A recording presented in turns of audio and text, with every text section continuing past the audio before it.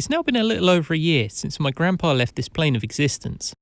As a family, we're all still tying up the loose ends, and my dad recently nominated me as caretaker of the garage door file.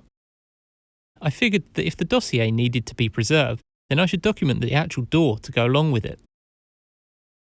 Papa was an engineer who worked on computers in the 1950s, and projects of questionable utility around the house in his spare time.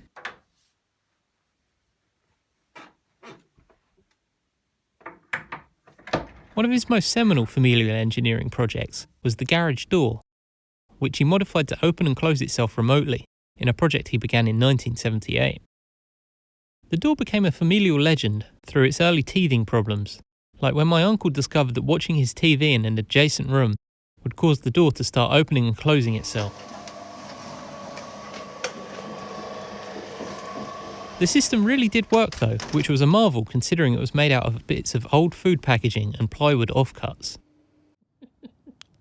This wasn't just about lifting the door though.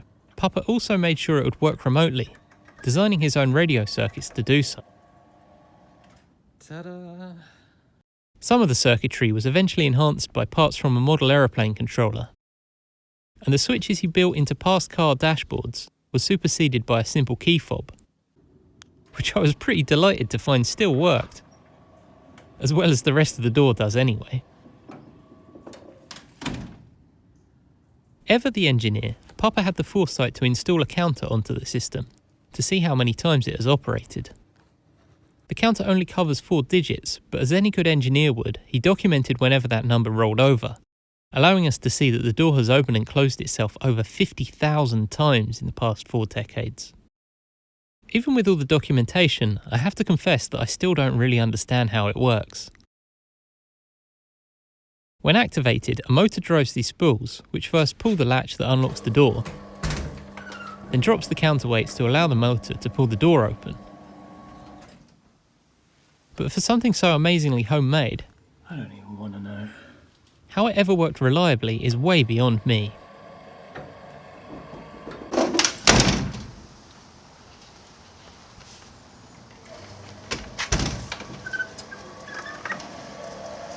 Like anything old and unloved, it's a little cantankerous.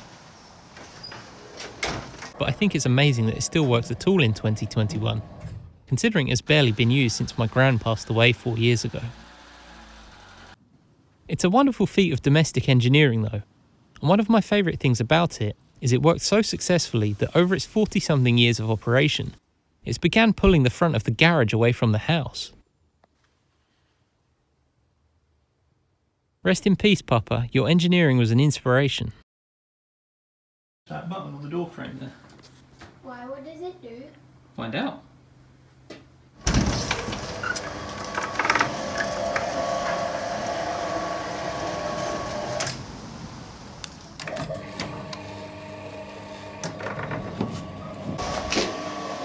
Thanks for watching.